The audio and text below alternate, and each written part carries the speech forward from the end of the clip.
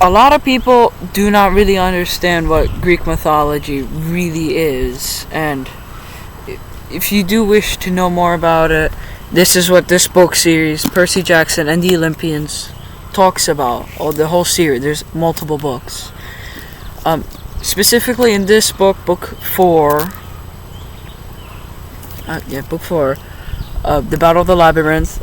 It talks about how like the labyrinth works in like modern day terms, and modern cities and stuff, like how the author would picture the labyrinth in today's world. In this book, Percy Jackson isn't the leader of the quest. Annabeth is kind of like another major character in this story, and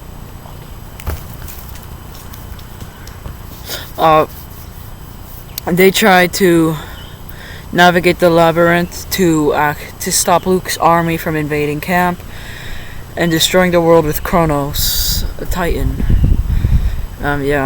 So a problem they face while navigating the labyrinth is getting lost. It's a big part. Really, all the labyrinth is a big maze, and it confuses you. This one constantly changes. It's like magical or something, and it messes around with your mind. And I also do like the way the books are structured. They're kind of easy to read. They're not truly long books, kind of easy to understand, and they always leave you on kind of like a cliffhanger, but it kind of the book ends kind of like good, like it just stops, but then there's also another book that's after that. And in these books, you kind of, in very few parts do you really need to know what happens in earlier books. So this is a kind of good series to just start in the middle. So while these characters are in the labyrinth, they are constantly facing monsters and making decisions. And on that quest, Annabeth also brings Grover and Tyson, Satyr and Cyclops, and they have their own problems, but they split up. So really, the main two characters is Annabeth and Percy, but you're set in first person on Percy, so don't get that mixed up. This is set in the labyrinth, which is underground, and also across the US. Only US, no other countries. I don't know why. Maybe it's just the way the author thought about writing the book, went to only the US, so he could look at it without having to get a passport. I guess that's why. I really do like this book. I like the way it's structured, easy to read. And I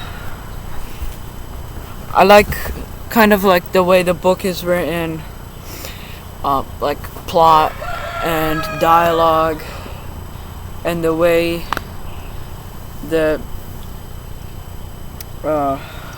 character thinks. And I also like kind of like those battle scenes. Those are cool. I like the way, like, the imagery in the book. That's really good too. And I also like the differences between like the real world and the Greek mythological world, and how that goes. So yeah. So here's a little passage from the book that I thought would kind of show the way the imagery works in this book, and kind of how easy it is to understand. So here we go. She ducked behind me and started squeezing between the two boulders. Then she yelped and grabbed my armor straps, and suddenly I was tumbling into a pit that hadn't been there a moment before. I could see the scorpions above us, the purple evening sky and the trees, and then the hole shut like a lens of a camera, and we were in complete darkness. Our breathing echoed against stone. It was wet and cold. I was sitting on a bumpy floor that seemed to be made of bricks. So that is one of the entrance to the labyrinth, and where they are right now is the labyrinth. So it kind of shows you how it's kind of put together. Now, I would give this book a 5 out of 5.